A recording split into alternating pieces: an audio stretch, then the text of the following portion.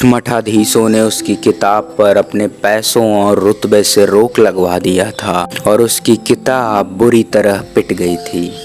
लेकिन आद्विक को कुमार साहब की वो बात याद आ गई। नमस्कार दोस्तों, मैं नीतीश तिवारी आ गया हूँ आपके बीच अपनी एक और कहानी के साथ, जिसका शीर्षक है टूटती बेड़ियाँ। तो आइए दोस्तों, कहानी शुरू करते हैं। आद्विक इंजीनियरिंग कर चुका था और प्लेसमेंट से बाहर हो चुका था और अब उसे ऐसा लग रहा था कि वो किसी काम का नहीं रहा। उसके मन में उसकी लगातार असफलताओं के कारण उसके अंदर नकारात्मक विचारों ने घर बना लिया था। आद्विक की इच्छा तो लेखक बनने की थी, पर इंजीनियरिंग के बाद उसे ऐसा लगने लगा था कि अब वो लेखक नहीं बन सकता था। समाज के झूठे चोचलों वाले मार्ग पर फंसकर आद्विक लगातार असफल हो रहा था। पंडित भवानी शंकर शुक्ला अर्थात आद्विक के पिताजी का सपना था कि वो इंजीनियरिंग करके देश के गांवों के लिए नई और सस्ती टेक्नोलॉजी उपलब्ध कराएंगे और उससे गांवों को एक नई दिशा देंगे। पर आरक्षण के चपेट में आकर भवानी साहब का सपना सपना ही रह गया और अब ऐसा था कि वो अपने स्वप्न को अपने बेटे द्वारा पूरा होते देखना चाहते थे, पर उनको इसकी बिल्कुल परवाह नहीं थी कि आद्विक क्या चाहता था। समाज में पैदा हुए कुछ नक्कारे आशिकों का प्रभाव भवानी साहब पर कुछ यूं पड़ा कि यदि किसी को लेखक कहा जाता तो उनका पारा आसमान छूने लगता। अब विस्तार से बोलें तो जब भवानी 18 वर्ष के थे तो भवानी साहब की बड़ी बहन राधिका को पास के गांव के एक लड़के रामसूरत दुबे जी से प्रेम हो गया और वो जनाब अपनी स्वचुरित अर्थात स्वयं से चुराई हुई रचनाओं से बुआ को इम्प्रेस किया करते थे और गांव में वो अपनी स्वचुरित रचनाओं को स्वरचित बनाकर पेश किया करते थे और जब कोई आपत्ति करता तो कहानी ही बदल देते जनाब। और ऐसा करते करते दुबे साहब ने कुछ 4 साल यूं ही निकाल दिए। कुछ दिनों में गांव में बुआ और दुबे जी का प्रेम प्रसंग चर्चे में आया तो दादा पंडित जुगल किशोर शुक्ला ने बुआ और दुबे साहब का ब्याह कराने का मन बना लिया और उसी बीच दुबे साहब किसी कंपनी के इंटरव्यू के लिए चले गए। दुबे साहब दादाजी से 3 महीने बाद लौट कर आने के बाद बुआ से शादी करने का वायदा किया और वो उस वायदे पर इतना खरे उतरे कि 30 साल हो गए वो नहीं आए। अब भला भवानी साहब को कौन समझाए कि सभी लेखक दुबे साहब जैसे कायर नहीं होते। दुबे साहब तो नहीं आए, पर उनके चक्कर में दादाजी के नाम के आगे स्वर्गीय जरूर लग गया। अब बचपन में एक बार आद्विक भवानी साहब से लेखक बनने की बात करके देख चुका था, पर उसके बाद आद्विक को 10 दिनों तक वालेनी लगानी पड़ गई थी। अब आद्विक की हाल सर्कस के उस हाथी जैसी थी जो बचपन में भागने पर कोड़े खाया और उस कोड़े का डर उसे ऐसा था कि वो अपने बड़े होने पर कोड़े के डर से अपनी ताकत नहीं पहचान पा रहा था।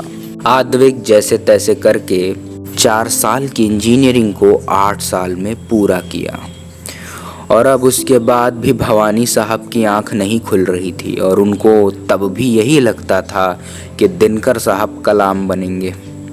अब इस चक्कर में आद्विक तो बन नहीं पा रहा था और पिताजी के कारण एक समय पे कलाम भी बनना चाह रहा था और उसी समय दिनकर भी बनना चाह रहा था। पर एक दिन आद्विक अपने जीवन में हुई सभी घटनाओं को याद कर रहा था और उन सभी घटनाओं को याद करते करते सो गया।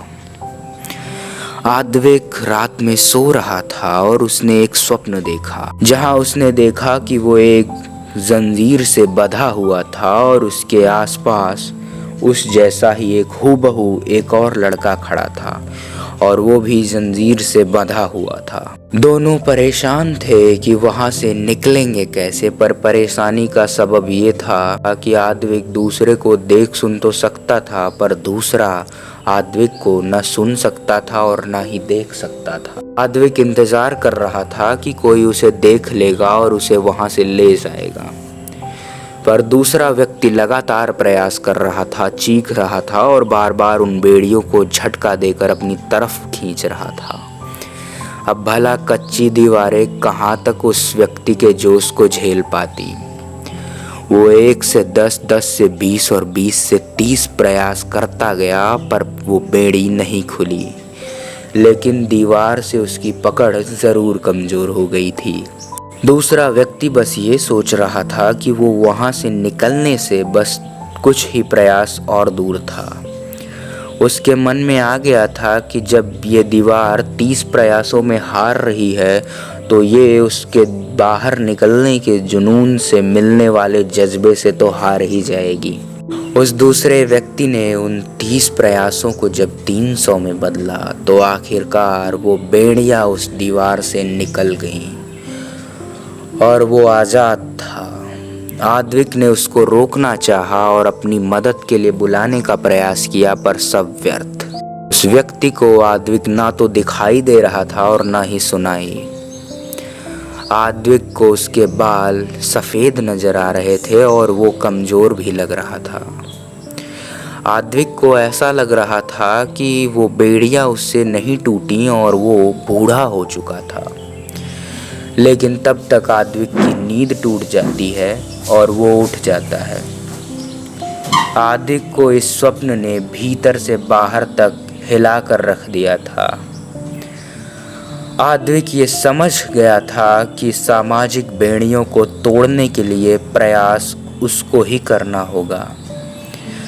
समाज की बनाई कुछ खोखली दीवारें सिर्फ देखने में ही मजबूत होती हैं।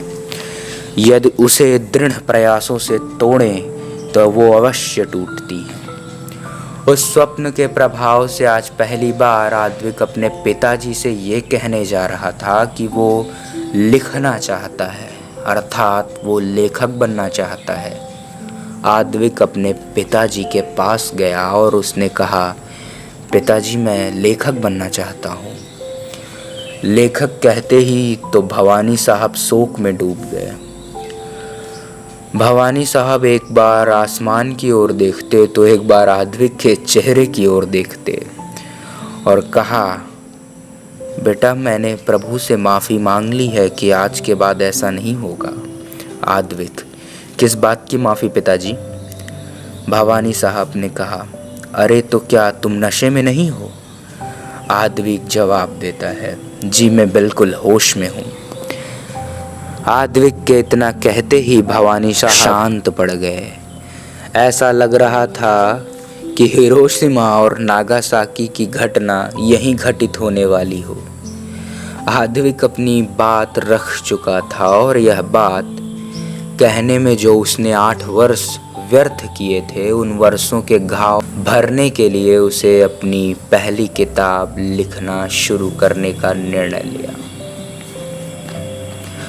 आद्विक अपनी बात रख चुका था और यह बात कहने में जो उसने 8 वर्ष व्यर्थ किए थे, उन वर्षों के घाव भरने के लिए उसने अपनी पहली किताब लिखना शुरू करने का निर्णय लिया। आद्विक अपनी पहली किताब शुरू कर देता है और 5 महीने बाद उसकी पहली किताब पब्लिश हो जाती है। और असली मज़ा तो अब आने वाला था। कुछ मठाधीशों ने उसकी किताब पर अपने पैसों और रुतबे से रोक लगवा दिया और उसकी किताब बुरी तरह पिट गई। लेकिन आद्विक को डॉक्टर कुमार साहब की वो बात याद आ गई। किसी की माँ ने दूध नहीं पिलाया कि अगर आपने साधना की है, अगर आपने तपस्या की है तो वो आपका रास्ता रोक दे। हो सकता है आज रास्ता रोक दे, कल इतिहास का शिलालेख आपके नाम का रखा जाएगा। और ये आद्विक के लिए उतना भी दुखद नहीं था जितना कि 4 साल की इंजीनियरिंग 8 साल में करना। आद्विक इस बार तैयार था और मठाधीश भी। लेकिन आद्विक के तप और संयम ने इस बार मठाधीशों की बोलती बंद कर दी। आद्विक ने अपने जुनून में इस बार 2 महीने में एक और किताब लिखी, परंतु इस बार इस किताब ने अखबार के पहले पृष्ठ पर अपना जलवा बिखेर दिया और आद्विक बन ही गया। और आखिरकार वो क्षण आ ही गया जब भवानी साहब ने अपने बेटे का लोहा मान लिया। दोस्तों, एक बात कहना चाहूँगा कि तप और संयम की शक्ति को कोई माई का लाल हरा नहीं सकता। तो मिलूँगा फिर ऐसी ही किसी और कहानी के साथ। तब तक के लिए नमस्कार दोस्तों, बहुत बहुत शुक्रिया आपका। Subscribe my channel, press the bell icon, hit the like button, comment and share.